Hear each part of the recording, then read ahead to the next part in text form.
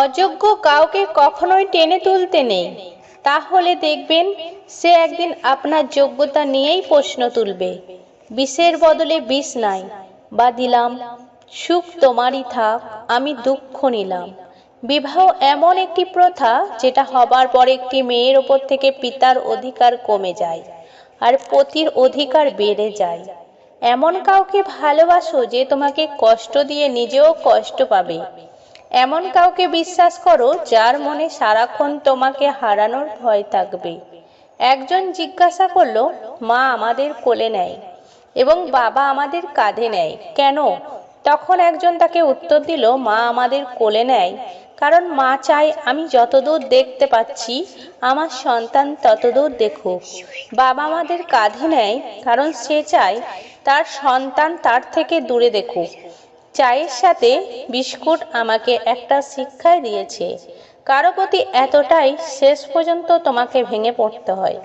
কষ্ট হলেও জীবনে দুটি জিনিস কখনো হারিও না, এক তোমার নিজস্বতা, দুই তোমার আত্মসম্মান। সময়ের সাথে সাথে অনেকের মুখোশই খুলে গেছে।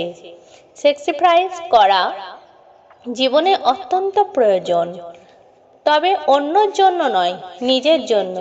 যেহেতু মানুষ তোমার সুখের সঙ্গী, তাই তোমার দুঃখের কথা কখনো বলো না। দুঃখে জীবন কি?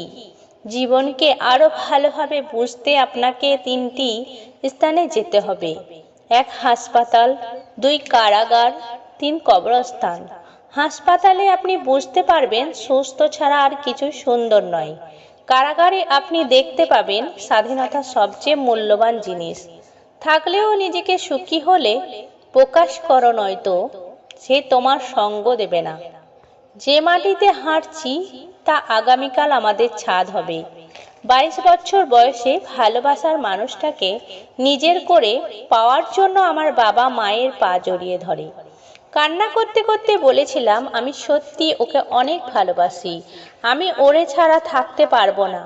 আমার অল্প বয়স নিয়ে যদি আপনাদের সমস্যা হয় তাহলে রিং পরিয়ে দেখে আসেন, 2 বছর পর বিয়ে করব।